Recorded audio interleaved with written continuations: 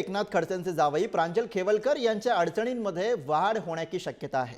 प्रांजल खेवलकर यांच्या फोनमध्ये आक्षेपार्ह व्हिडिओ आणि चॅट सापडल्याची माहिती पुणे पोलिसांनी न्यायालयामध्ये दिली आहे। प्रांजल खेवलकर यांनी एका मुलीचे व्हिडिओ दुसऱ्या आरोपीला पाठवत ऐसा माल चाहिए असा मेसेज केल्याचं समोर आलंय। तर प्रांजल खेवलकरांना खोट्या प्रकरणामध्ये गोवण्यात आलं असून ज्या 2 महिलांना न्यायालयीन कोठडी दिली आहे त्यांना या कामाबद्दल बक्षीस दिल्याचा आरोप केला जातो।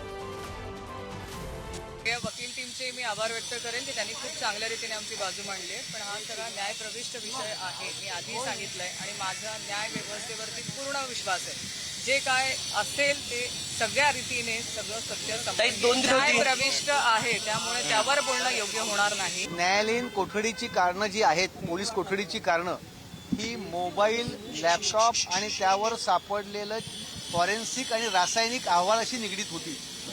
युक्तिवादामध्ये आम्ही असं सांगितलेलं आहे किंवा युक्तिवाद असा केला गेला की रासायनिक अहवाल, मोबाईल याची विश्लेषणं ही अभियोग पक्षाकडे आहेत, त्यामुळे त्याच्यावरती आरोपीच्या पोलीस कोठडीची आवश्यकता नाही।